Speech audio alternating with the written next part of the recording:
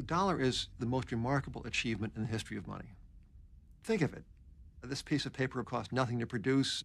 There's nothing behind it except the goodwill of Ben S. Bernanke. And let us not forget the U.S. Congress. This piece of paper somehow still commands value and respect. How can the dollar be anything except the world's greatest monetary brand, the Coca-Cola of money? How can it be anything else but? Well, you just watch.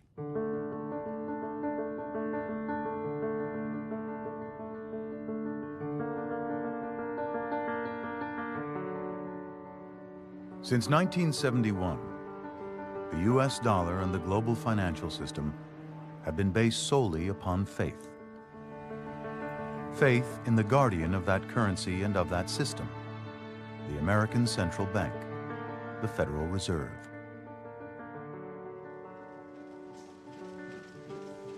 As the world's reserve currency, the U.S. dollar is how we measure our time, our products, our self-worth. Ours is a system based on trust and confidence, both of which began to disappear in the fall of 2007. Plunging interest rates helped trigger the housing boom, but with interest rates climbing back, many homeowners are having a hard time paying their mortgages. 14 million people took a mortgage in the last 3 years. 7 million of them will lose their homes. This is crazy. The Fed thought that this was a small problem. When the crisis was first talked about, this was a subprime mortgage problem. And it just kept growing and growing and growing. Bear Stearns unraveling from some big bets on mortgages that have gone awry. Government officials scrambling to prevent the collapse of the giant investment bank Lehman Brothers. American International Group is seeking a $40 billion bridging loan from the Federal Reserve. We were having an electronic run on the banks. The Federal Reserve's estimation was that $5.5 trillion would have been drawn out of the money market system of the United States, would have collapsed the entire economy, and within 24 hours, the world economy would have collapsed. It would have been the end of our economic system as we know it. Congress could not act in a timely way. Therefore, the Fed felt like it was important to stabilize the economy that we do it. That is not the normal role for a central bank, nor should it be. While politicians debated, the Fed acted.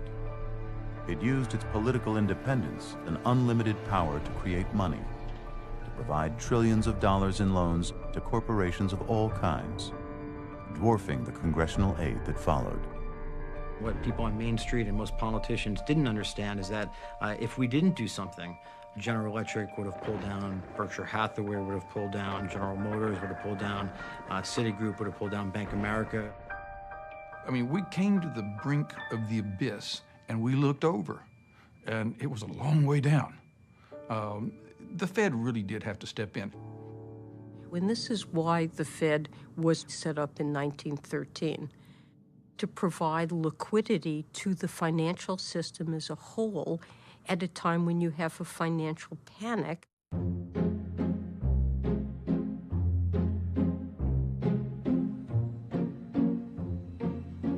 What do you know about the Federal Reserve? Not much. There is this perception that people have that the Fed is this kind of black box. Nobody quite understands it. Take care of currency? I don't know. Where's some of our money? They somehow regulate the stock market. I think we're mysterious to people. I think they're not sure what we do. Sounds like they're printing money. Nuh-uh. One myth that's out there is that what we're doing is printing money. We're not printing money. Is that tax money that the Fed is spending? It's not tax money. It's much more akin to printing money than it is to borrowing. You've been printing money. Well, effectively.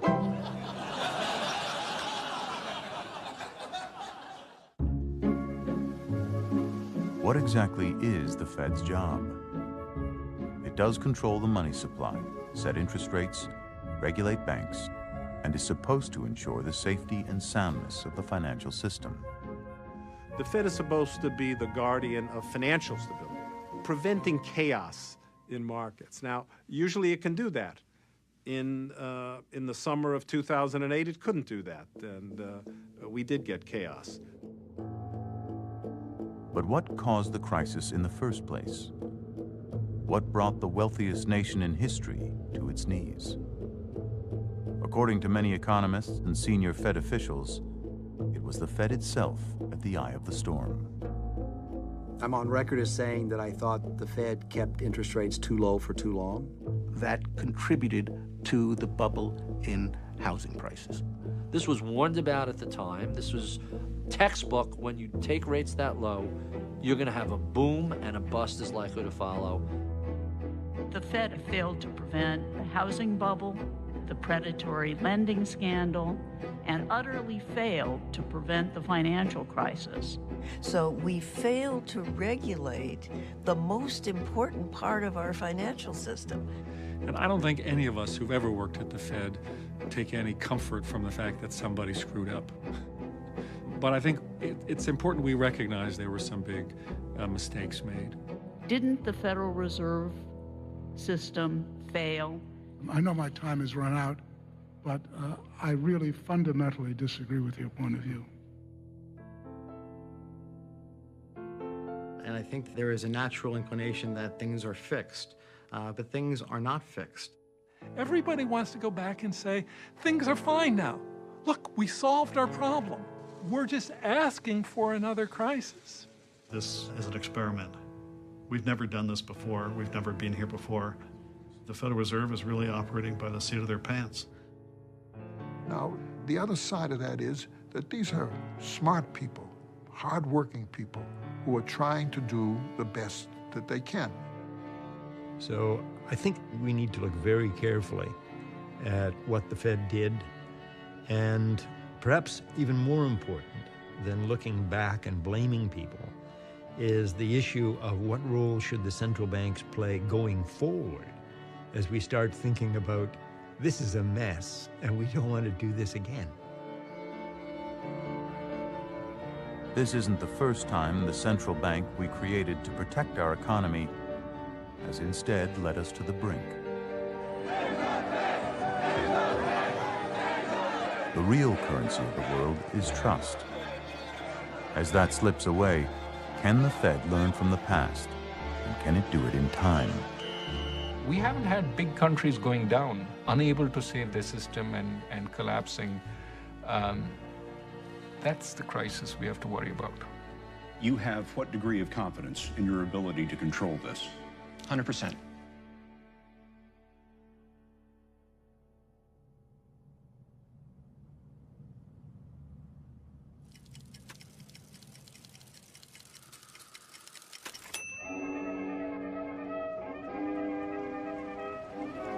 Before the Federal Reserve System, we didn't have a government bank. The banking system was very fragmented, and we experienced these panics in which monetary conditions would change.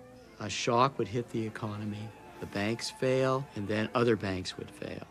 Bank customers would become suspicious, and they would want to pull their money out of that bank, and then some other people would be afraid that their bank would go, and so people would want to pull their money out of deposits and withdraw the money as currency. The banks would not have the currency to pay out, and they would just close their doors. There was no lender of last resort. Okay, you didn't have a central bank like the Bank of England that could provide reserves to the New York banks. 1907 was a sort of a watershed panic.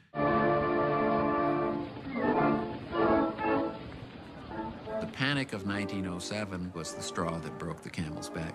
The U.S. is the biggest economy in the world. Americans are saying, gee, other countries with central banks are not having so many financial crises. Why are we? And it said, wait a minute, the U.S. government couldn't deal with this crisis. What's wrong with us? The Brits have the Bank of England, and the Germans have the Reichsbank. Something has to get done here.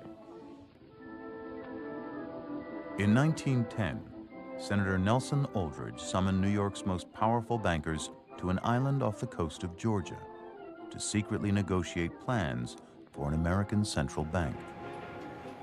Traveling under false names in a private railroad car, the great secrecy of this expedition would foster conspiracy theories for decades to come. Later on, when people got wind of this, they said, uh-oh, it's the same old story of the rich guys creating something that'll be good for them and not so good for all of us. Different parts of the country were suspicious of some proposals that left New York or Wall Street or Washington too much in control. It was actually Woodrow Wilson who proposed what I consider to be an ingenious compromise, which we have today, a decentralized central bank. 12 reserve banks that would be owned by the member banks, and a central coordinating authority in the Federal Reserve Board in Washington. Over the next century, the Fed's problems didn't come from its structure, which divided interest rate votes between publicly appointed board members in Washington and privately appointed regional bank presidents, and sent any profits to the U.S. Treasury. What would plague the Fed instead, in each of its three major crises, was its reluctance to abandon old ideas, even in the face of mounting danger. Trying to overturn an intellectual consensus forged amongst the reputed best economists in the world is not so easy. It's not so easy. Congress created the Fed to forge a better monetary system. But in the Fed's first crisis, it failed to recognize that the world around it had radically changed. That the gold standard, a centuries-old system the Fed had been created to manage, was on the verge of collapse. There used to be a country called Great Britain. Now we call it the UK, or Britain. And Great Britain was this little tiny place that had this wonderful world-beating banking system and a currency that passed for good money the world over. This currency was backed by gold. You could, not that many people felt they had to, walk into the Bank of England and exchange your banknotes for gold at a certain rate. So the gold standard, making your money tied to a precious metal, is a way of stabilizing its value and restricting the ability both of banks and the governments to create too much paper money.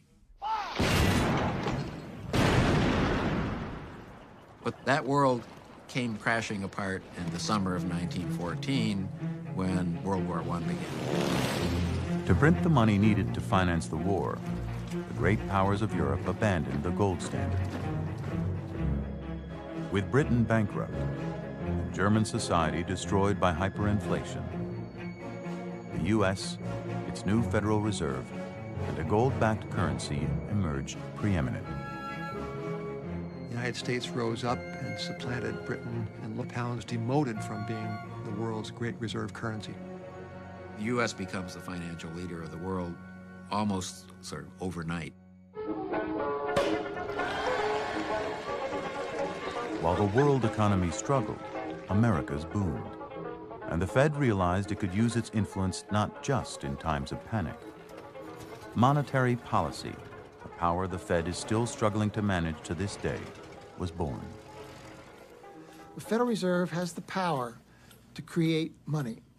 If you or I run the printing press in our basement, we're counterfeiters. When the Federal Reserve runs the printing press, the electronic printing press, it's monetary policy. Monetary policy is when the Fed uses its power to create or destroy money, to lower or raise interest rates. If it creates more money in the system, money becomes more available and interest rates fall, so we're more likely to borrow and spend. If the Fed takes money out of the system, we borrow and spend less and are more likely to save. If you're raising rates, you want to slow economic activity to cool inflation. When you lower rates, you want to stimulate some economic activity. The change in rates by the Fed is really a question of gas pedal versus brake. In the 1920s, the Fed reached beyond its original mandate and began to use this newfound power to steer the U.S. economy. The Fed moved into managing the overall macroeconomy. Now, unfortunately, its first foray into that was the Great Depression. Did not do a great job.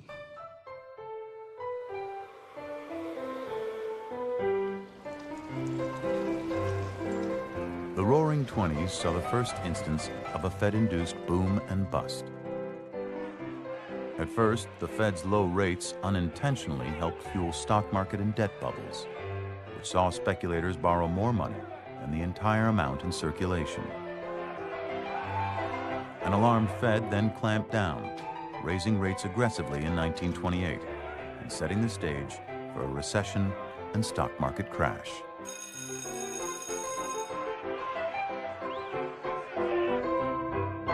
Right after the crash, the New York Fed did exactly the right thing. It provided liquidity to the New York money market.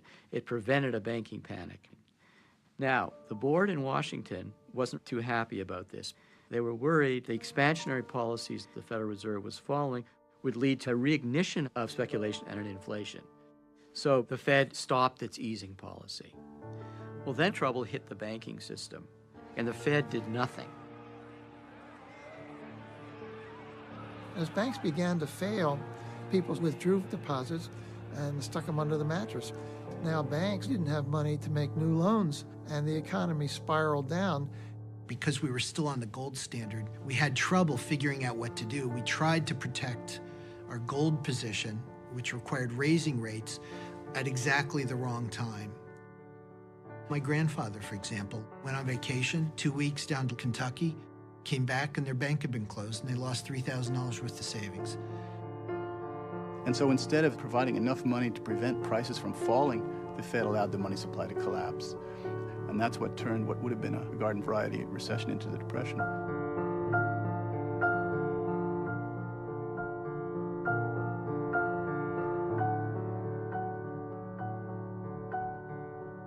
It wasn't that the Fed deliberately created the Great Depression. They desperately wanted to fix what was going on. They just had the wrong diagnosis. That's a view that is widely shared now. The current Federal Reserve Chairman, Ben Bernanke, has said, we did it, we being the Federal Reserve. We caused the Great Depression, and we won't do it again. They were wrong. They learned by the pain and suffering that we all felt as a result of that. First great mistake was the Great Depression. The other great mistake was the Great Inflation.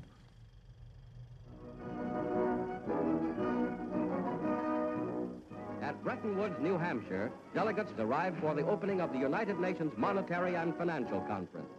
30 years after World War I tore apart the gold standard, a new system was finally created to replace it in 1944. The U.S. dollar would be linked to gold, and the rest of the world would link their currencies to the U.S. dollar. The Fed would be the banker to the world. But shortly after agreeing to the Bretton Woods system, Congress passed the Employment Act of 1946. The country decided to add to the Fed's mission, stabilizing employment over the business cycle. No one wanted another depression. People were afraid of another depression. But that conflicted with what they had agreed to at Bretton Woods, because Bretton Woods told them they had to control inflation. Well, they weren't about to do that.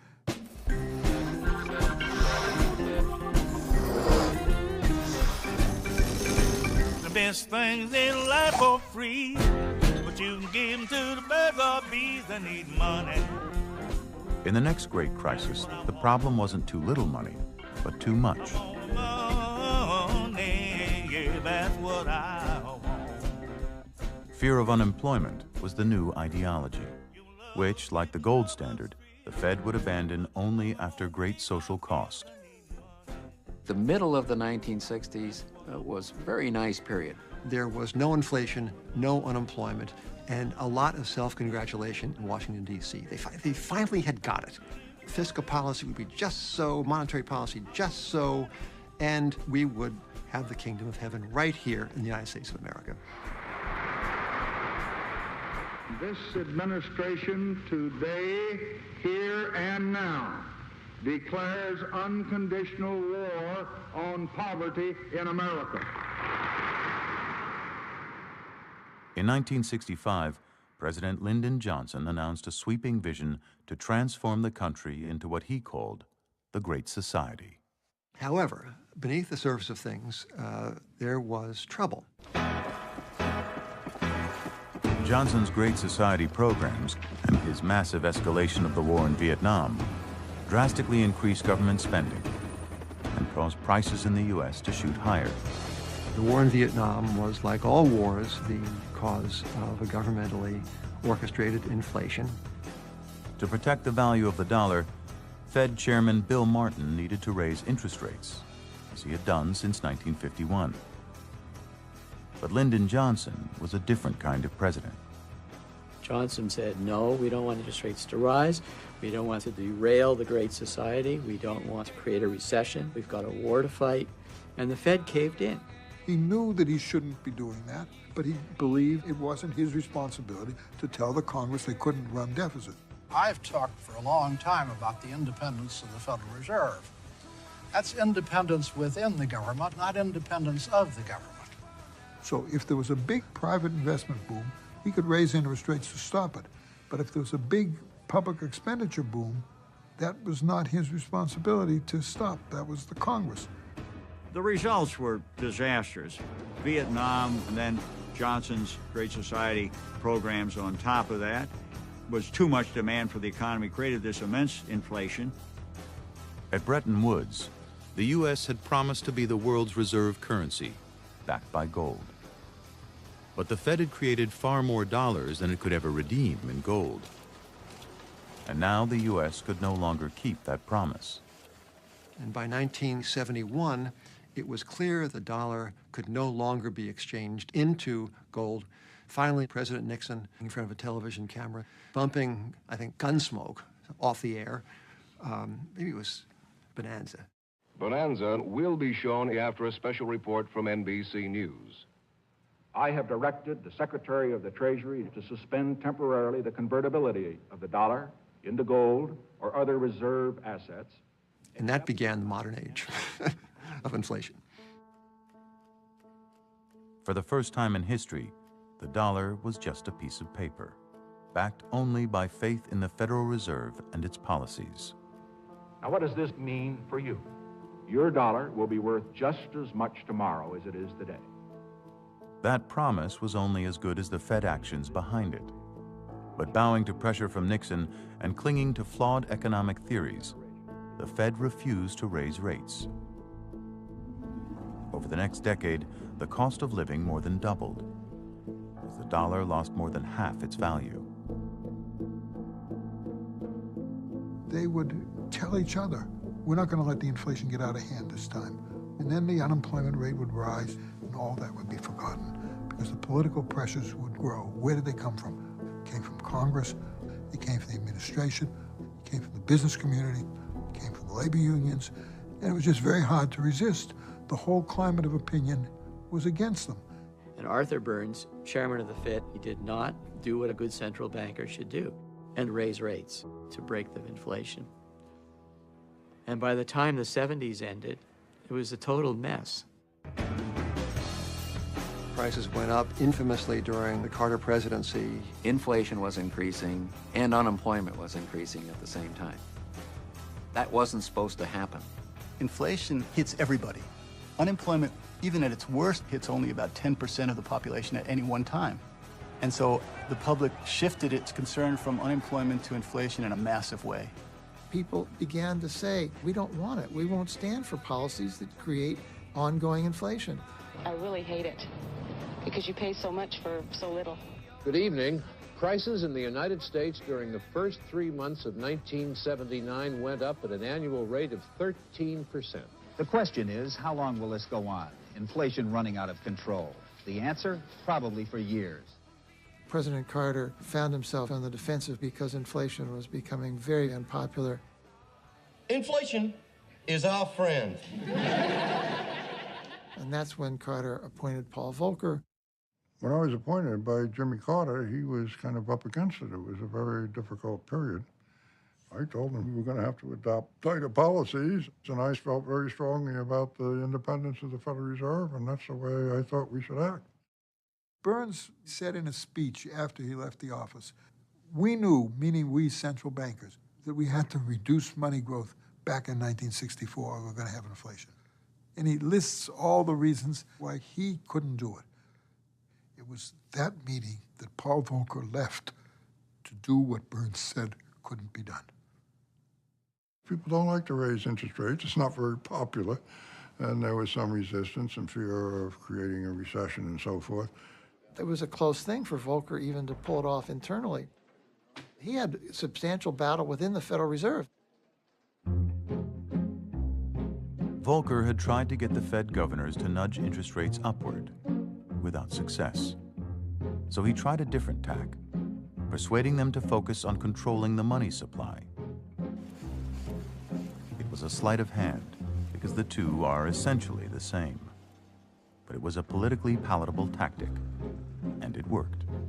And when he slowed the money growth rate, predictably, the interest rate went way up. Neither he, nor I, nor anyone else had any idea of how high the interest rate was going to be. 8% to 9% to 10%. 15%. 18, 19, 20%. 21%. Really the highest levels in American history. He told me, I never thought we'd have to go to 20%. But he did. That took courage. Paul Volcker was villainized for his inflation suppression. It was a very tough period. And there was a lot of opposition, and no doubt about it. And then somebody got the idea of sending in all these sawed-up 2x4s. Builders would throw 2x4s on the steps of the Fed to protest Volcker's policies. There's a lot of criticism, but people forget there was a lot of support, too. People wanted some leadership to get something done.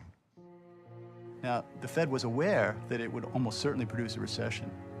And Volcker says, I'm going to stick with my policy, even though the recession that begins in 1981 was the longest recession in post-war history.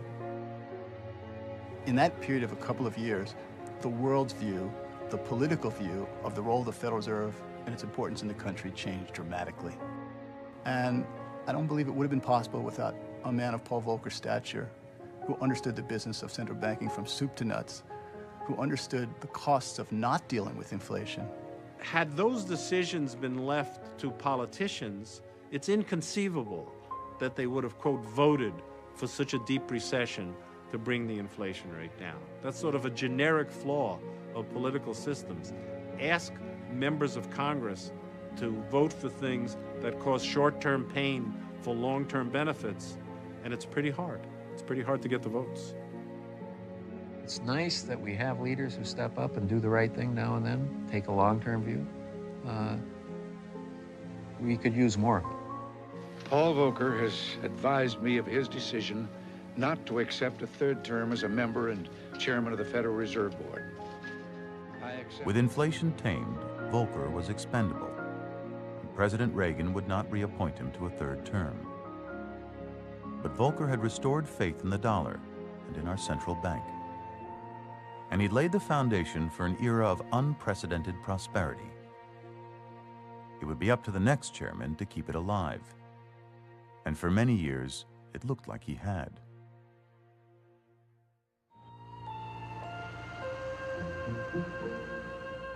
It's morning again in America. Place your left hand on the Bible and The period from about the mid-1980s till about 2007 was an era characterized by mild recessions and measured expansions, and by seeming limitless visibility. The economists called it the Great Moderation. It reflects the idea that the Fed is on top of things and the feeling that the Fed deserves the credit, and, you know, they kind of took credit. We had a pretty good run from the 1980s into the early 2000s. The economy did very well. We had rising stock market. The Cold War came to an end. Most of the world became more interested in market economies. The economy was growing. Unemployment was low, but surprisingly at the same time, we had very little inflation. And as a result of that, this was a golden age for the Fed. And I think there was a change in the public attitude toward the role of government. Government is not the solution to our problem. Government is the problem. In the last 25 or 30 years, the view that the market usually gets things right and that the government only messes things up became more and more dominant. And now the Vice President will swear Alan Greenspan in as the 13th chairman It was in this atmosphere of faith in markets and a lack of faith in government that Alan Greenspan, a free market advocate who mistrusted government, was chosen to lead the government's most powerful agency. Greenspan, as widely known, was in the day a disciple of the radical individualist Ayn Rand. I am for an absolute, laissez-faire, free, unregulated economy. If you separate the government from economics, you will have peaceful cooperation and harmony and justice among men. One of the great ironies of his career and of our national life, Greenspan, the so-called Ayn Rand guy, became the chief price fixer of money. Greenspan's first test would come immediately.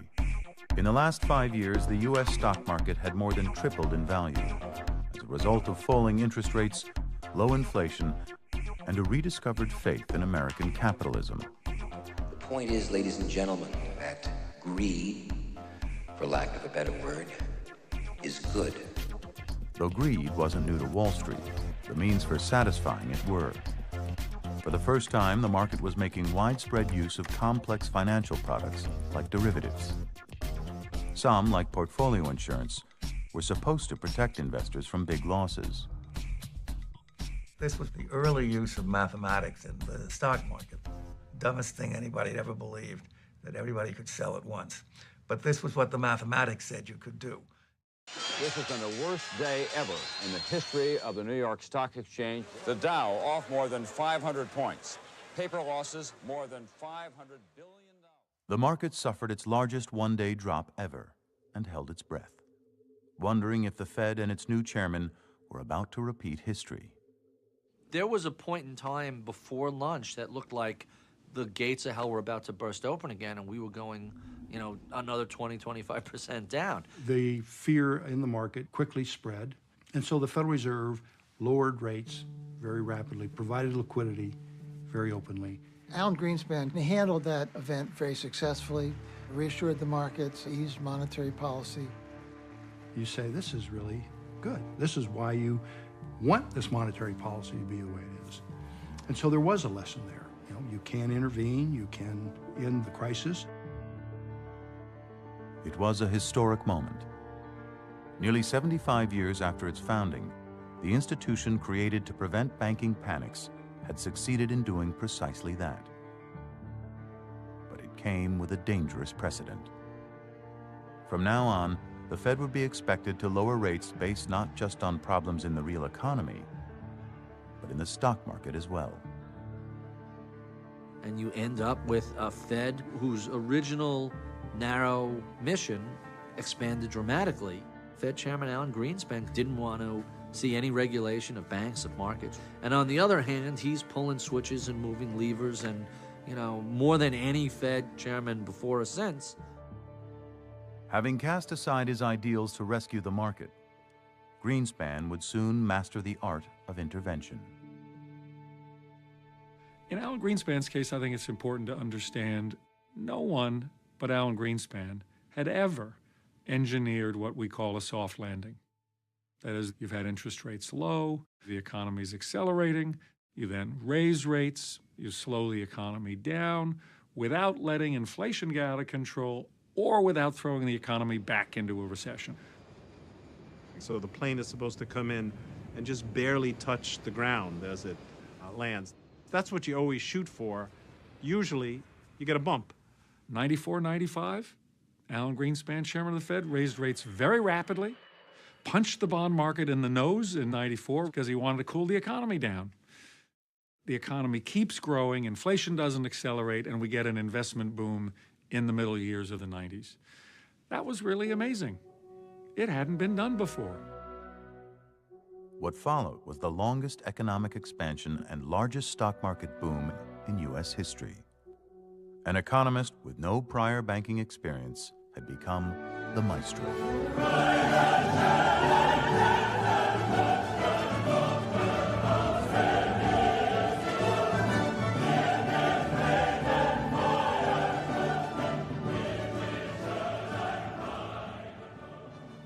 Well, I was on the Fed from around the middle of 1994 until 1996. I was vice chairman. Now, that's not as high a job as it sounds when Alan Greenspan is the chairman. It's not quite right to call him dictatorial. That was never his demeanor, but he ran the show. We all know that when Chairman Greenspan talks, the world listens. So by the time all those things had happened, Alan Greenspan was about as close to God as one can come and still be on this earth. First of all, nobody should ever be deified, because none of us is God. That did happen to Greenspan. And one corollary of deification is people think you know, and people think you'll always get it right. The concrete manifestation of that inside the Federal Reserve is that it became very hard to criticize Greenspan in any way. I mean, who wants to stand up to God? But playing God with the business cycle had consequences, and the Fed soon faced a new challenge and a new kind of inflation. By the time the 1990s had rolled around, inflation of things, inflation of the checkout counter, was rather receding memory. But it was succeeded by a kind of inflation that we have learned to call asset inflation. That is, prices not of goods going up, but of stocks, bonds, real estate, and other investment assets going up. On Wall Street, that is known as a bull market, and everyone is for it. We've never had in this country a period when the stock market was going up 15% a year for a sustained period of time, and people thought that was going to continue. Everybody loves a boom. Who's there who dislikes it? But Greenspan was concerned that the boom was really a bubble. So he raised a red flag. In 1996, Alan Greenspan gave a speech, and characteristically multi-syllabic formulation. He didn't say, is this market crazy? No. Might there not be irrational exuberance?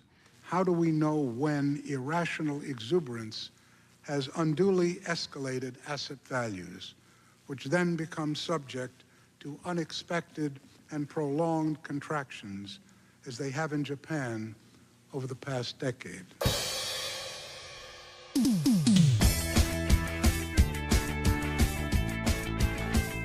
Japan was a cautionary tale of what can happen when stock market and real estate bubbles explode in a frenzy of speculation, as they did in Tokyo in the 1980s. Creating a bubble and having it break is utterly dangerous. In fact, there has never been a Great Depression, a very severe recession that was not preceded by an asset bubble in the entire 20th century. At the peak of the bubbles, a 3-square-mile area in Tokyo was worth more than the entire state of California. But in 1989, the stock market collapsed, followed by real estate. The Japanese economy has experienced deflation and slow growth ever since. The Japanese are essentially in their economy where they were 17 years ago. They've had 2 decades of going nowhere. Greenspan had responsibly waved the warning flag, but the markets refused to listen, and instead turned on the messenger. The financial world drew in its breath in shock and disapproval over the Fed's stepping over the line. People were saying, have your chairman stay out of our business. Don't talk down the stock market. So Greenspan, who likes to be liked of almost all other things, gave this up, this idea that the stock market was too high, and instead began to cheer it on. Greenspan would never again lean against the wind of popular opinion. As stocks soared to record heights, he refused to use his power to cool overheated markets, and would instead intervene aggressively at the first sign of weakness. Investors were rocked by the near collapse of a huge financial operation run by Wall Street's version of a dream team. Long-term capital management was a large hedge fund run by some very smart people, but they guessed wrong. And they were in deep trouble, and it turned out that they had borrowed a lot from major financial institutions in New York, and if they went bankrupt, might bring the system down. The U.S. Federal Reserve arranged for a $3.5 billion bailout by long-term creditors. Without that help, the company might have... In what was to become an all-too-familiar pattern, an institution considered too big to fail had been protected from the market. That was the dress rehearsal for this current collapse. You had a lot of leverage, theories that have proven to be false, hard to value derivatives, and a tremendous wasted opportunity to impose some lessons, some discipline on those banks. The bailout also saved Wall Street firm Lehman Brothers, which was at risk of bankruptcy after firing the one man who saw the crisis coming. I ran derivatives at Lehman Brothers, and I was actually fired because I did not want to do these trades with long-term capital management.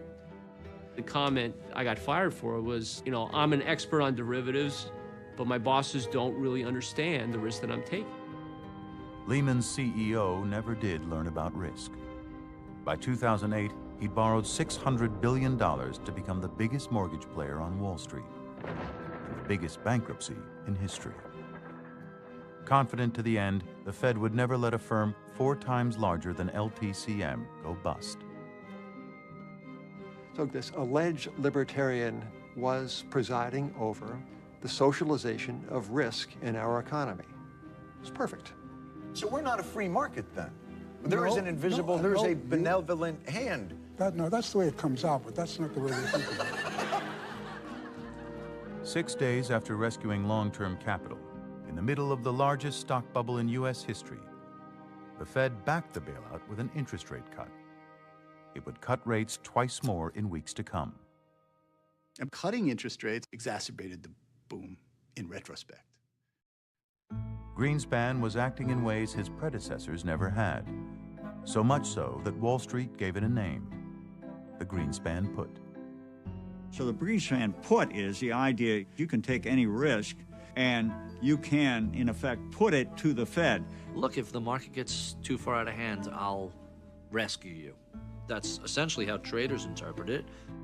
In other words, it's a backstop. It's something under you that supports you in adverse times. And it encouraged a whole lot of excess trading and more leverage, and that's what moral hazard is. When you rescue people from their own behavior, well, then they're more likely to engage in riskier and riskier behavior. The Fed thought it could protect the market with easy money. But its promise of a safety net unleashed a surge of borrowing, debt, and risk. It would not just transform the economy, but distort it. During Greenspan's reign, the financial sector would double its share of the economy. Companies that once sold products would now sell loans. General Electric essentially was a hedge fund. General Motors, etc., car companies, they didn't make money selling cars, they made money financing cars.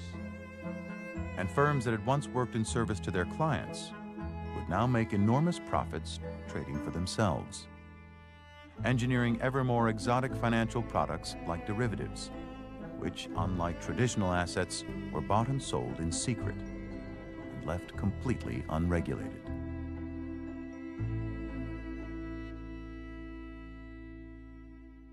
Financial derivatives have grown at a phenomenal pace. Despite the concern these complex instruments have induced, they have contributed to the development of a far more flexible and efficient financial system.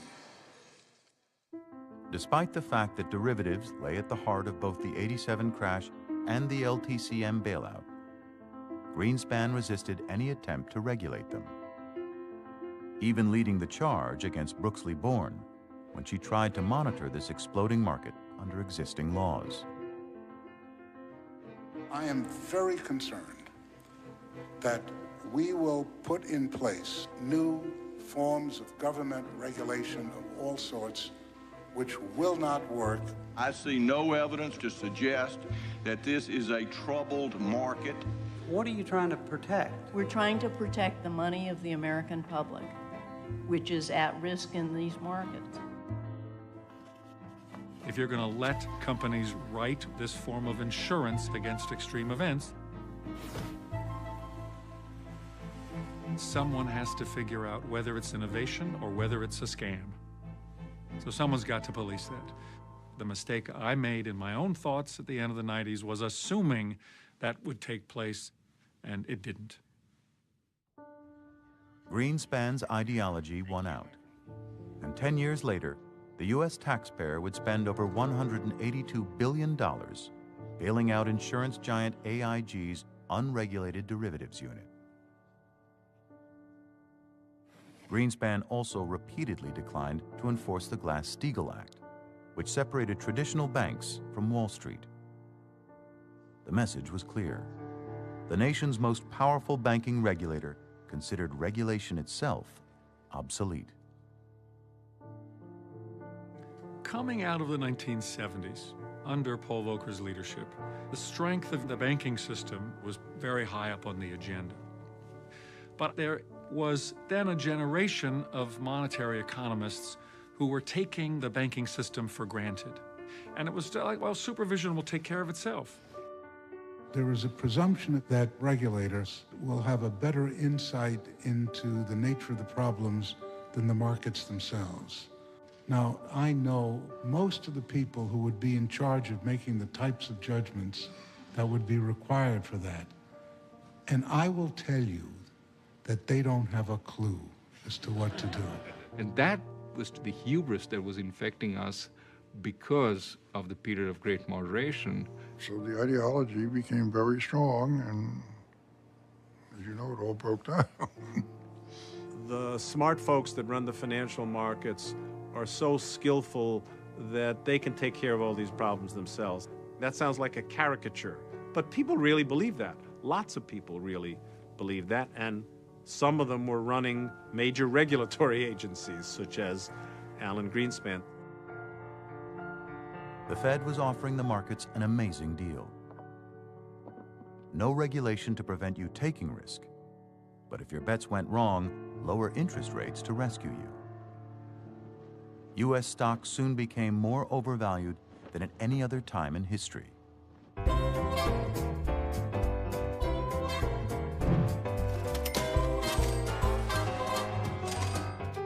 Stocks got to just astronomical levels. People were forming new companies without any business plans, and investors were giving them money and say, build your website, build your reputation, we don't care, the faster you spend it, the better. I mean, it was absolutely ridiculous. We were worried about that at the Fed, and we talked about it a lot. Should we raise interest rates in an attempt to prick the bubble before it got too bad, or not? And we decided not.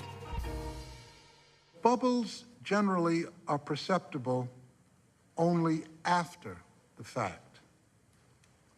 To spot a bubble in advance requires a judgment that hundreds of thousands of informed investors have it all wrong. Greenspan said, "Who am I to interfere with thousands of investors?" In other words, the market's efficient, despite the fact that I'm manipulating it. So he let it go. It was only the June meeting from 1999 where everybody looked around at each other and said, this is unsustainable. There was a unanimous agreement this was not going to end well. And then people said, well, I guess what we should do is just move interest rates up gently and wait for the bubble to burst. This is something I think the general public doesn't really realize. When times are good and equity prices are moving up, people want to believe prices, whether they're in housing or equity, when they're on their way up, they're on their way up because the general public has a feeling of buoyancy, of optimism. Some might say delusion. 4, 3, 2, 1, happy 2000! At the millennium, people still believed that we had entered a new era of prosperity, and that we had indeed created a new kind of economy. Like those monetary experts of the 60s, we thought we'd found the perfect formula. And we were supremely confident that Alan Greenspan, as he had done in '87 and '98, could easily save us again.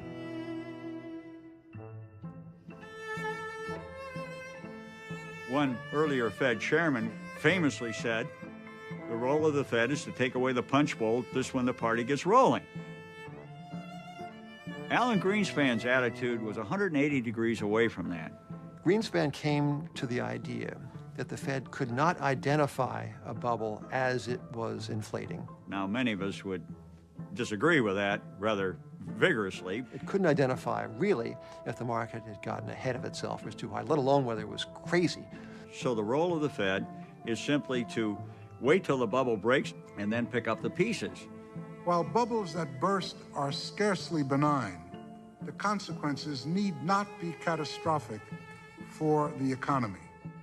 That was Greenspan's view, and it has been subsequently ravaged by experience. The Fed has no such power.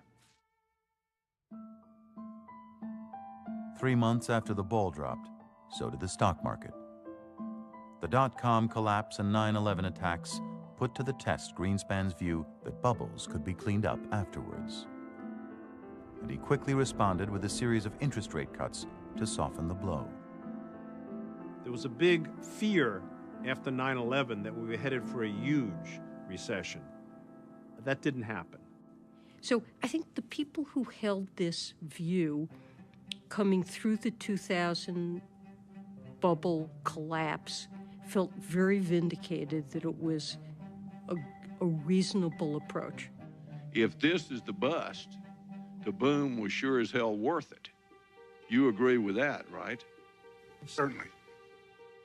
It looked like Greenspan had done it again, but there was a catch. The Fed had softened the dot-com crash with aggressive interest rate cuts, and now those same cuts set off another boom.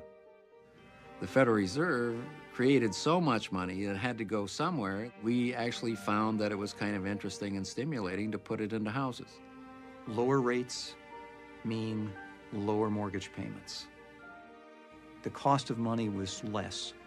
So the next guy who came along could afford to pay you more, which created an unsustainable bubble in housing. In today's struggling economy, many Americans have taken refuge by investing in the real estate market. The Fed says the housing market is solid, but others say there's reason for caution. The ongoing strength in the housing market has raised concerns about the possible emergence of a bubble in home prices. However, the analogy often made to the building and bursting of a stock price bubble is imperfect. The national housing market is scarcely tender for speculative conflagration. Housing doesn't easily bubble. Homeowners are not looking to speculate anywhere near the degree of stock investors. So you have to try. And the Fed did precisely that. The extraction of equity from homes has been a significant support to consumer spending. Were it not for this phenomenon, economic activity would have been notably weaker. So we ended up encouraging a housing boom. We, being the Federal Reserve, ended up encouraging a housing boom. I will continue to defend those decisions because we had no employment growth after the bottom of the recession. The Fed got it into its head that we were on the precipice of deflation, a state in which prices generally fall. Even though house prices were soaring, globalization and new technology were keeping goods prices low. But what was great news for shoppers set off alarms at the Fed, where still falling stock prices conjured fears of a Japan-style collapse. The NASDAQ was down almost 80%. And we had Fed Chairman Alan Greenspan come along and say, I don't want to be the guy that goes out with a period of weak growth. It will be my legacy. Although that's the normal business cycle, that's what's supposed to happen. So instead of suffering the hangover, he went for the hair of the dog that bit us. Chairman Greenspan, who's an old friend, invited me down to talk to him about deflation. But I told him that I thought the chance of deflation was very small. I can tell you that I left the meeting knowing that I had not made a sale. And by 2002, quite serious people, including Ben Bernanke, who subsequently became chairman of the Federal Reserve, were talking about the dangers of deflation why we didn't want to wind up like Japan, and what we might have to do to avoid that. Ben Bernanke, the professor who had just been hired by the Fed, said, we're not going to let prices fall. We are going to create enough dollar bills to lift the prices of everything by a little. So, because of this fear of deflation, we didn't have a deflation. The Fed continued to follow an expansionary policy. And the Fed proceeded to press down this rate of interest it controls, the so-called federal funds rate, all the way down to 1%. You could scarcely see it, it was so tiny. I really think that was looking at the wrong thing, but all of that led to, as you know, a big boom and a big bust.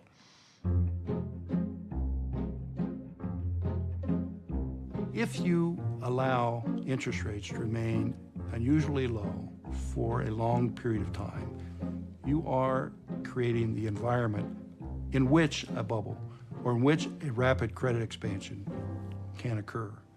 Deep down, monetary policy screws around with our heads, and it influences the amount of risk you and I are prepared to take.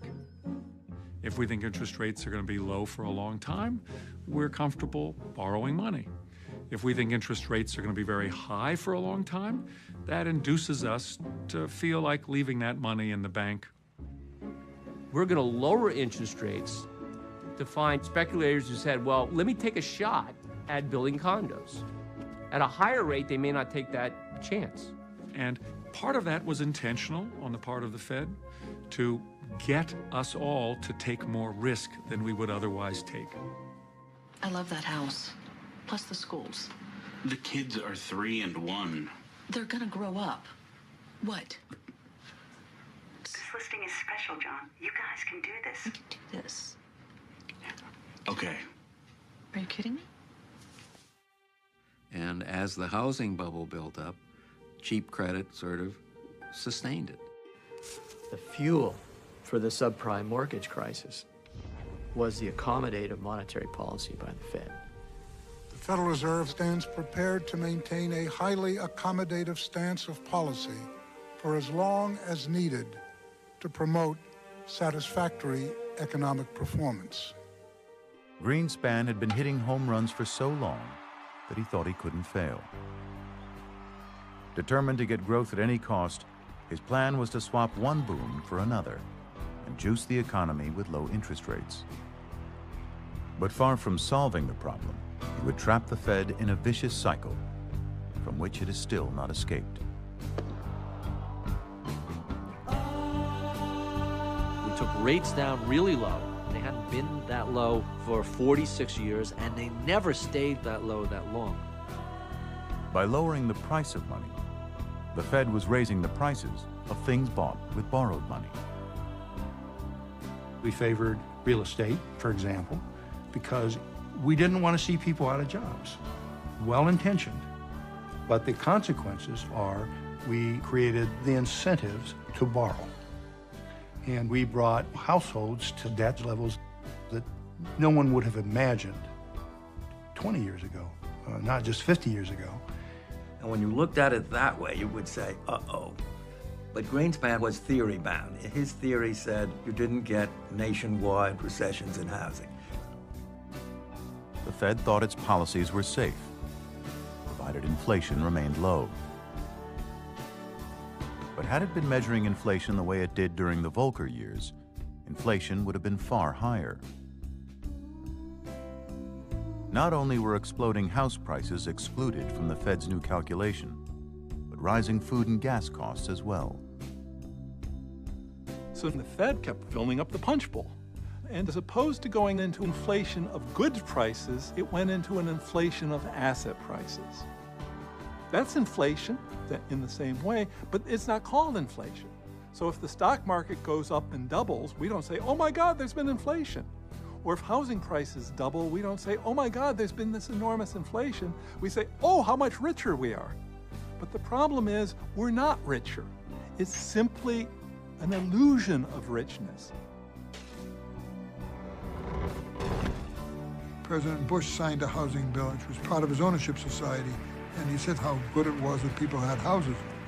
New home construction, the highest in almost 20 years. Home ownership rates, the highest ever. But they didn't have any investment in the house. They didn't have any equity in the house. So what did they own? They didn't own anything. They owned a mortgage, which if things got bad, they could default, and they did. Now, there are a lot of people who want to criticize the American household for being dumb.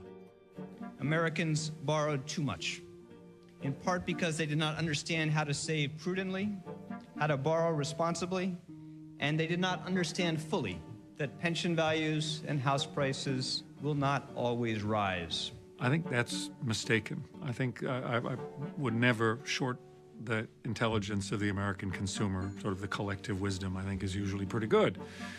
We gave them really low interest rates in 2003, 2004. Guess what? They borrowed a lot of money. So it looked like the Fed had done a great job, and they were kind of patting themselves on the back. Our strategy of addressing the bubble's consequences, rather than the bubble itself, has been successful. It was not a good year for optimistic predictions. Greenspan had kept rates so low for so long that he turned an overheated housing market into the greatest credit bubble in history. It would alter the course of the American economy for decades to come. You know, the way a healthy economy grows is people earn money and they go out and spend it.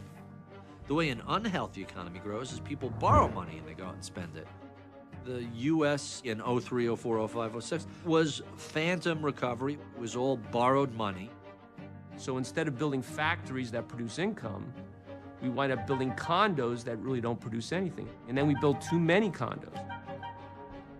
So this great moderation has only been keeping the economy going, keeping the economy going, keeping the economy going, at the same time as making it less and less productive, until there was not enough income supporting that debt. And it implodes on itself.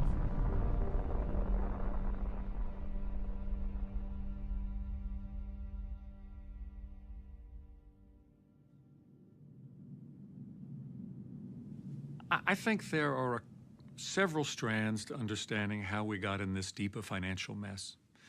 And I like to be clear, I'm not a subscriber to what I call the great coincidence theory.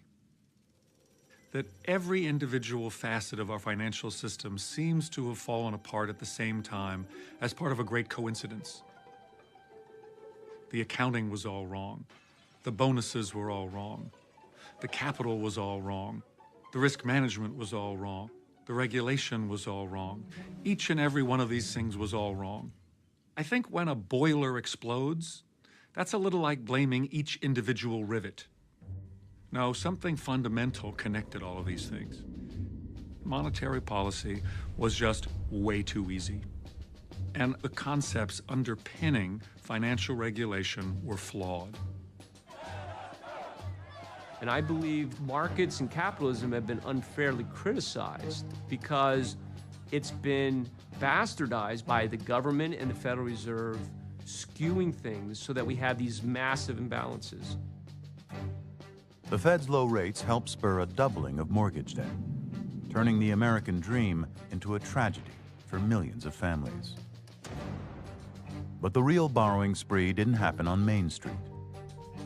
Seduced by the same low rates, the world's biggest banks jumped at the chance to multiply their profits with massive borrowing of their own. Or, as they say on Wall Street, with leverage. And this is where the real egregiousness in interest rates manifests itself. The Federal Reserve's main policy interest rate was only 1%. Now the inflation rate was more like 2%. We had negative, real 2-year interest rates. That means that to borrow money for 2 years is free. Now, this is a problem. The big banks lend that money out on a mortgage at 5 or 6%.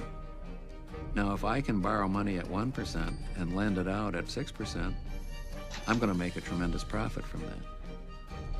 That was the problem with the low interest rates. Financial institutions borrowed too much, became careless in the lending they did.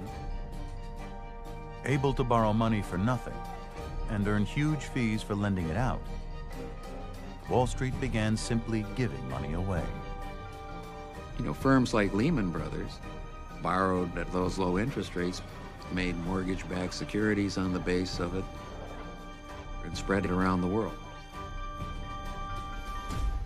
And then we look back at the overall effect and say, gee, we don't like this. There's something wrong with the market. But they're actually following the incentive structure the Fed set up. Banks at the peak of this crisis were levered from 30 to 50 to 1. So 2% equity, 98% debt. That kind of leverage, it's money for nothing, chicks for free. It's as good as it gets. Capitalism really doesn't work very well if money's free. And when it's free for too long, we corrupt the system.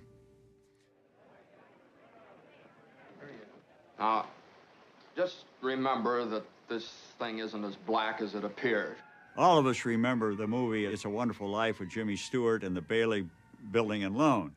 Well, the Bailey Building and Loan made mortgages, borrowing money from depositors and lending it out, in this case, into homeowners. And the bank doesn't have it. It's not stuck in the vaults. The money's not here.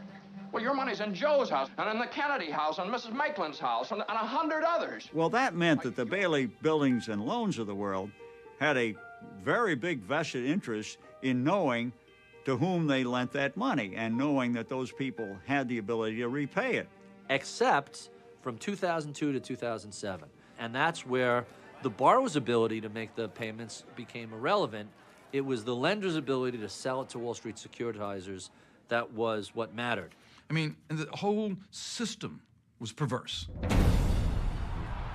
And that's how you end up with all the insane stories we heard about. Lots of subprime loans. Interest only. 0% down and we'll give you 10% back. Ninja loans. No income, no jobs, and no assets. And that was a Ponzi scheme. It was a Ponzi scheme connived in by federal agencies. We certainly don't want there to be a fine print preventing people from owning their home. We can change the print. It was the furthest from the Bailey Building and Loan you could possibly get. American consumers might benefit if lenders provided alternatives to the traditional fixed-rate mortgage.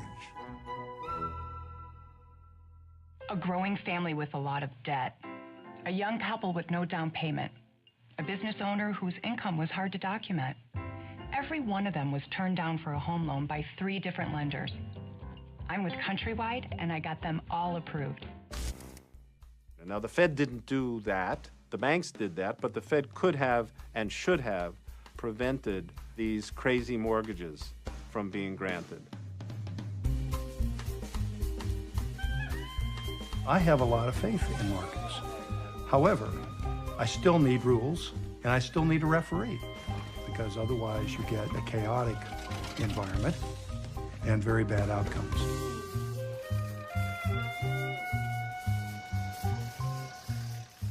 The Fed could have cut off his speculation quite easily, but the atmosphere in Washington then was quite the opposite.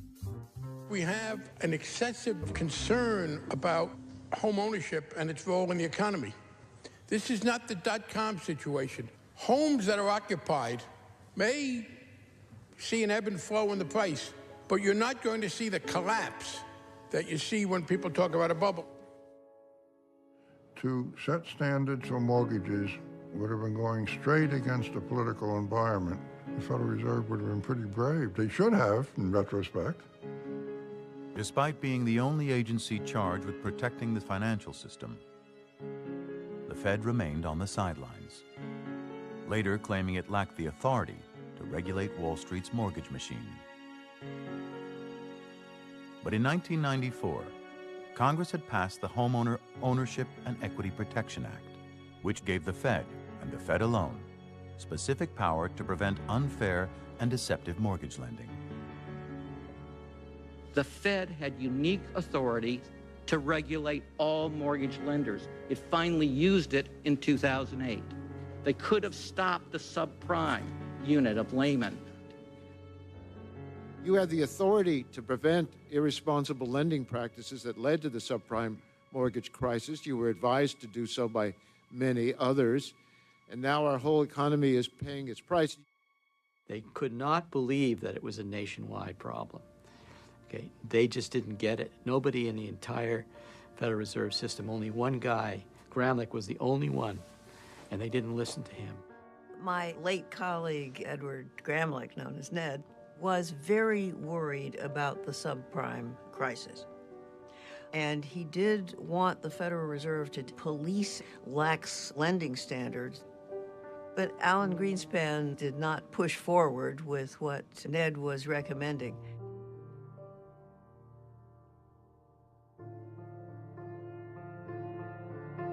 As Alan Greenspan's term drew to a close, his transformation of the American economy was complete.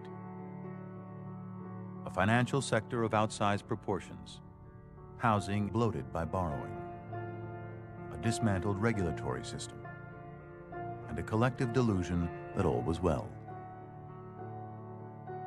And, there's tragedy in what's happened now, but I think the boom that our economy had and the millions of people who got jobs who wouldn't otherwise have them in the 90s is something we owe to Alan Greenspan, too. Where do you think you made a mistake, then? I made a mistake in presuming that the self-interest of banks and others was such as that they were best capable of protecting their own firms. They just assumed that this is what the private market was doing, and the people in the private market knew what they were doing. That still leaves open the question, which I think historians are going to be looking at for a very long time. Suppose Greenspan and the Fed had this belief. Why did not the events as they were transpiring shake that belief?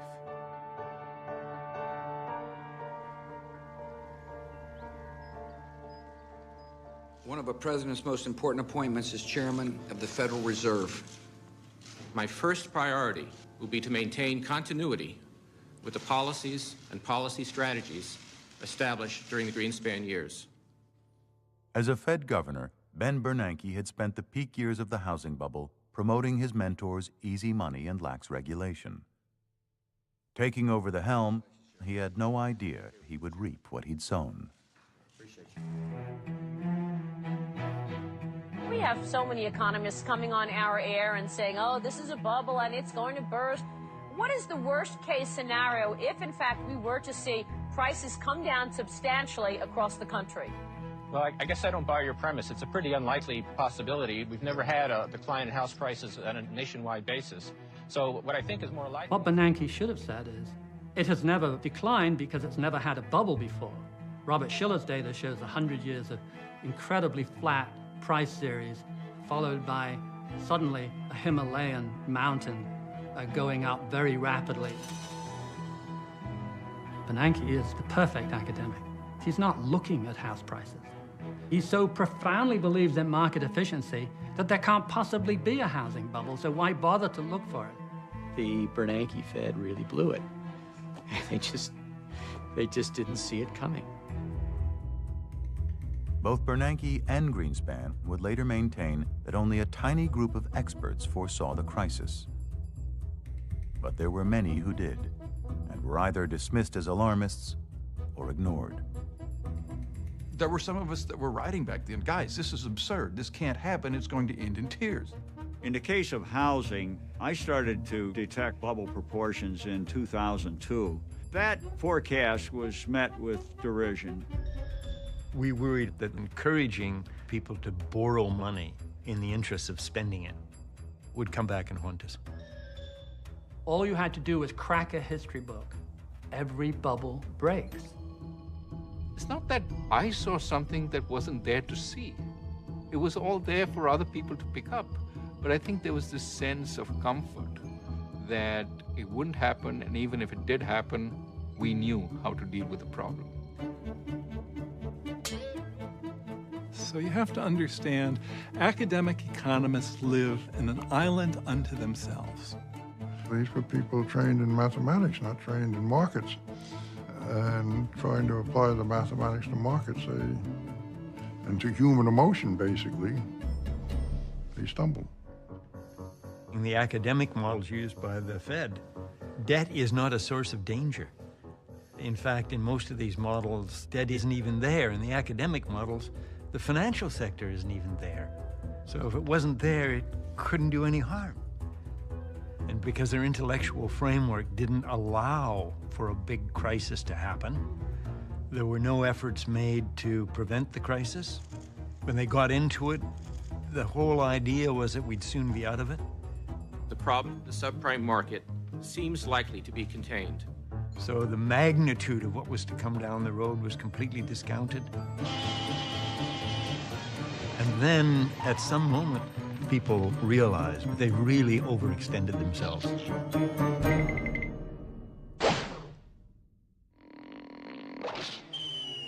So that what looks like the Great Moderation has within it the seeds of its own end. Stocks crushed today. Financials hit really hard. Bank of America down 40%. One of the worst days ever on This Wall is a Street. market driven by fear. Alan Greenspan told everyone to take a teaser rate, and Bernanke is being an academic. He has no idea how bad it is out there. He has no idea. As the crisis unraveled, the Fed only dimly perceived its true dimensions. It was a bank run, but one that bore no relation to those of the past, involving not just the banks the Fed was created to protect, but the hedge funds, investment banks, and insurance conglomerates the Fed had allowed to hide from its oversight. It was a run provoked by the excessive derivatives, leverage, and loans that had flourished in the dark. Government officials scrambling to prevent the collapse of the giant investment bank Lehman Brothers. So Lehman Brothers wasn't necessarily, a culprit in and of itself. It was more a symptom of an endemic way of doing business. The bill from the Great Moderation was at last coming due. A decade of easy money and lax regulation had created a system only the Fed could save. Company's called AIG. It's in big trouble. They need money, which nobody has to give right about now. The failure of AIG would have meant a run on the 50 largest banks in the world. They would not have survived the capital hit. We saw what happened when one or two large firms came close to failure. Imagine if 10 or 12 or 15 firms had failed, which is where we almost were. You have to have credit to operate, whether we kept rates too low for too long. That's history. Confronted with a situation where the heart stopped pumping, we had to be the pacemaker and make it work again. American taxpayers woke up this morning to learn their money makes up a bailout package the Federal Reserve slammed together to save AIG. Over the course of the crisis, the Fed would pump trillions of dollars in emergency loans to banks, corporations, and governments around the world. Though the moves were a logical extension of the Fed's ideology, they were unprecedented. Are you committing in this interview that you are not going to let any of these banks fail? That no matter what their balance sheet actually looks like, they are not going to fail? They're not going to fail.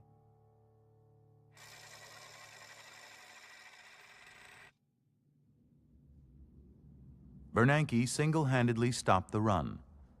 But when his bailout failed to jumpstart recovery, the Fed upped the ante. With interest rates already at zero, the Fed's only way to juice the economy was to print more money, with a technique called quantitative easing, or QE. Beginning in 2009, the Fed purchased over $1.3 trillion of mortgages and debt from failed lenders Fannie Mae and Freddie Mac.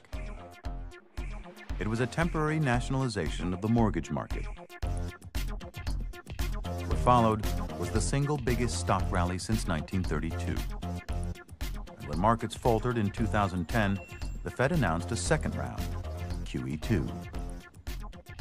If the Greenspan put had been whispered, the Bernanke put was now loud and clear. Hedge fund heavyweight David Tepper raked in a record $7.5 billion by investing in financials. How did you do it in 2009? What did you see? It was easy. The government told you what they were going to do. So QE2 They said is they want the certainly... market up. Okay, so what am I? I'm going to say, no, Fed, I disagree with you. So what I got is I got two different situations. One, that the economy gets better by itself. The other situation is the Fed comes in with money. Now, up to the point the Fed comes in with money, the stock market can go down a little bit, but not that much because I got a put. You got to love a put, especially when the government's issuing it. Bernanke had saved the system, or had he? It was still riddled with the same bad loans and institutions too big to fail, only now spared from the free market's law of survival of the fittest. Bear Stearns was supposed to go belly up. That's what happens. That's the market correcting their excesses. And the same thing with AIG and Citigroup, and go down the list of everybody that's been bailed out. We just threw enough cash at it that we papered over the structural flaws. We're at a point now where the consumer is in no position to keep borrowing. Banks are in no position to lend. The banking system is still, in my opinion, insolvent. It's still broken. Ben Bernanke has led the Fed through one of the worst financial crises that this nation and the world has ever faced.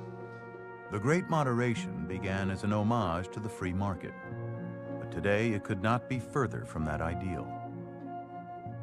The two chairmen, appointed by both Republican and Democratic presidents, created an economy more centrally planned than ever in our history. One entirely dependent on ever cheaper credit from our central bank.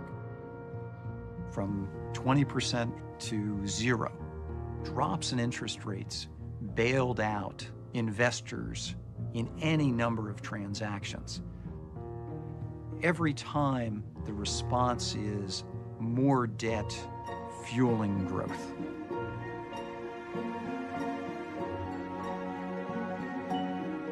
But while this mountain of debt provided rocket fuel for housing and finance, overall growth actually slowed. As more of our resources and many of our best minds pursued not medicine nor engineering, but the zero-sum game of financial speculation. Creating financial transactions is not production. It does nothing to your standard of living, except for a few people who are able to work at a bank, watch their stock price go up, sell the stock, and then they have the wealth. But they have to sell the stock in order to do it.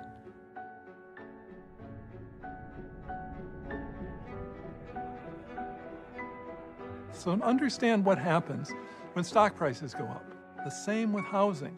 It doesn't make us better off. It helps those people who own stock, and it hurts people who don't own stock. You know, tremendous wealth was created in financial markets, which didn't seem to be paralleled by any great improvement in the economy and in the incomes of other people. And so what we see as this increase in wealth is actually just a redistribution to those who own wealth, away from those who don't. So you have an illusion of wealth. Certain people at the Fed bought into that. I've always believed we underestimate the impact of stock prices on economic activity. I don't know where the stock market is going, but I will say this, that if it continues higher, this will do more to stimulate the economy than anything we've been talking about today or anything anybody else is talking about.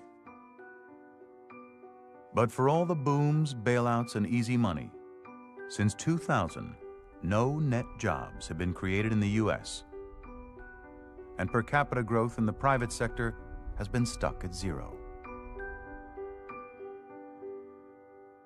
So it is not working. And all one can say with respect to this current crisis is, here we go again. Ben Bernanke to the rescue. The FOMC announced today that its zero interest rate would be extended through the middle of 2013, 2 years from now. And yes, it wound up triggering a massive stock market rally. What's going on right now is the most profound coordinated effort in the history of mankind to really promote the financial markets, promote risky assets, give the drunk another drink. What the Fed is doing is we push investors into other kinds of investments like the stock market. Bernanke still insists that money poured into a broken financial system will trickle down to the real economy. And I care about Wall Street for one reason and one reason only, because what happens on Wall Street matters to Main Street. But can a problem created by money for nothing really be solved by ever more of the same? The major banks are racking up profits, and yet lending to small businesses actually declined in the third quarter. Our problem is that we have a very distorted economy. High-income individuals just had $800 billion added to their 401ks and are carrying what consumption there is. Bernanke has been wrong before. In 2002, he promised that cheap money would help us avoid a deflation like Japan's. Instead, it gave us a mountain of new debt and an economy trapped by 0% rates, just like Japan's. And while the chairmans bragged about rising stock prices, The S&P 500 is up about 20% plus, and the Russell 2000, which is about small cap stocks, is up 30% plus. he's been less eager to discuss the food and gas prices that rose with them. Inflation falls disproportionately on the poor. You know, the cost of heating your home goes up, and you don't have the money, you're in real trouble. Or the trillions of dollars his 0% rates are taking from the pockets of savers. Somebody's paying the price for low interest rates. It's you and me who have money market accounts which are earning 0.27%. Which, by the way, punishes the elderly and people on a fixed salary. I mean, I worked to save that money. And now, in one swoop, the Fed decides I get nothing for that money in order to bail out the banks. That, to me, is outrageous.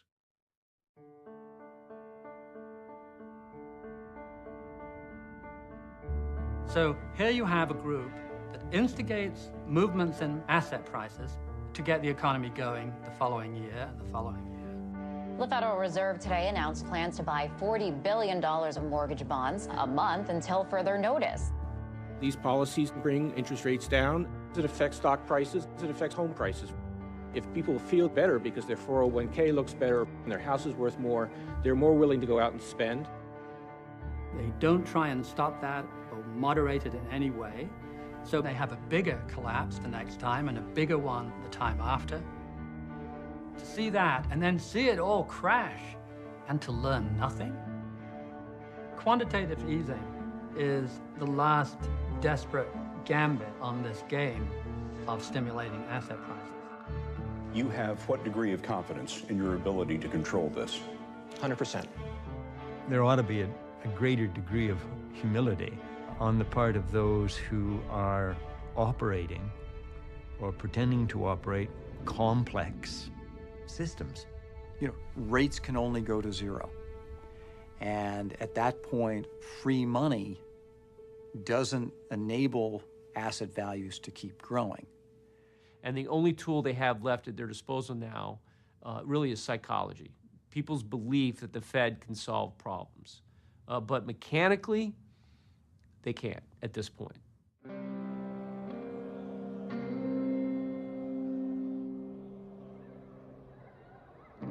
Can the Fed effectively reduce long-term unemployment? As the situation drags on, it becomes really out of the scope of monetary policy at that point. Stimulating the economy through monetary policy really does almost nothing to contribute to low unemployment rates or high employment in the long term. The Fed's lowered from 5.25% to essentially zero over the last 2 years. Unemployment rate's gone from 4.5% to 9%. So it's clear we can't control unemployment rates with any precision whatsoever. Which means it should never be given a mandate to worry about the economy, to worry about employment. Because if it has to do that, it will manipulate asset prices, which is what it does. It is no longer just outsiders who criticize Bernanke's efforts to play the hero for financial markets. I don't know what the equilibrium rate of interest is exactly, but I'm very confident that it's not zero. Printing money doesn't produce goods and services. It doesn't hire people. It may seem like the right short-term medicine, but can the cure be worse than the disease in some cases? I don't think we want to build the next recovery on another housing boom. We should be focused on keeping the purchasing power of money as stable as possible over time. And doing that, keeping inflation low and stable, is the best way we can contribute to maximizing growth, minimizing unemployment, and contributing to the well-being of Americans. But if we fail at it, we lose credibility. We lose trust.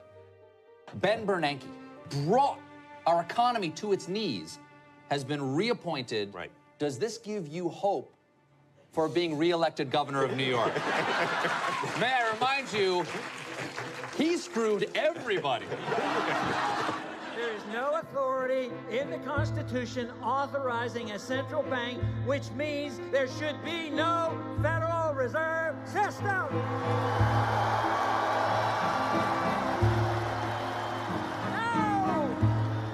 Ironically, as the calls for accountability mount, only our independent central bank can protect the dollar from a dysfunctional Congress and government debt spinning out of control. It's our job to guarantee that whatever happens to the federal deficit and debt, that it does not translate into inflation.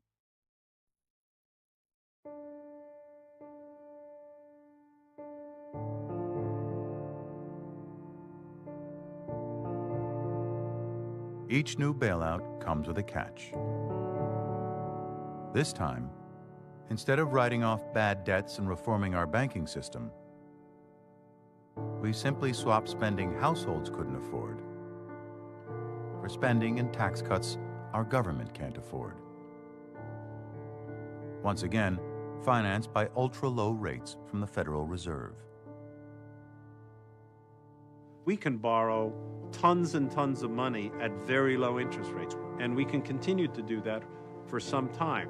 The problem comes in the long run. How long is this going to last? When is this game going to end, and how is it going to end? Free of the gold standard's restraint, the only limit on our government's ability to borrow and print is the confidence people around the world place in our IOUs. It's a first in our nation's history, cutting the country's top AAA rating to AA+. But how long can a dollar-based system last if we take that confidence for granted? The United States can pay any debt it has because we can always print money to do that. So there is zero probability of default. How can the dollar be anything except the world's greatest monetary brand, the Coca-Cola of money? How can it be anything else but? Well, if you produce enough of these green pieces of paper, if you throw around your weight too far as the world's one and only superpower, bad things happen. For years, the country lived beyond its means. As a debt crisis that began in Greece now threatens all of Europe, it's clear that easy money has been no kinder to governments than it was to homeowners. And while the U.S. may not be Greece, the lesson is cautionary. No nation, however powerful, is too big to fail. And then you get the mother of all crises. Big countries going down, unable to save their system and collapsing. That's the crisis we have to worry about.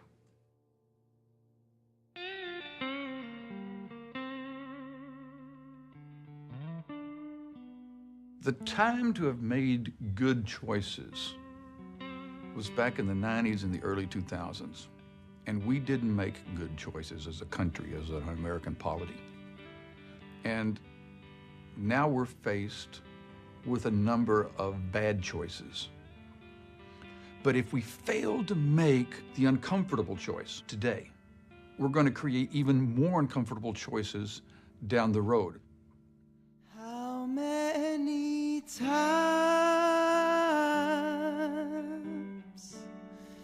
Have you heard someone say, if I had his money, I would do things my way? You know, at some point over the last 20 years, we seem to have lost sight of who we are, and we were more concerned with the types of houses we lived in and the speed of the cars that we drove. The United States has consumed more than it's produced systematically for at least a decade. What country, ask yourself, in history can do that indefinitely, forever? The government and the Federal Reserve are continuing to encourage people to spend their money. That is not a stable economy. That's the wrong policy for the future. What we need to do is encourage investment and saving. Now, that'll make it harder for our economy to grow the way it has in the past, with consumption being the engine. So in other words, the U.S. economy probably won't grow as fast as possible, but that's fine if we can learn to be happy with what we have, as opposed to the system fully designed around getting people to want more than what they have, and they're unhappy unless they have that more. But little they know that it's so hard to find one rich man in 10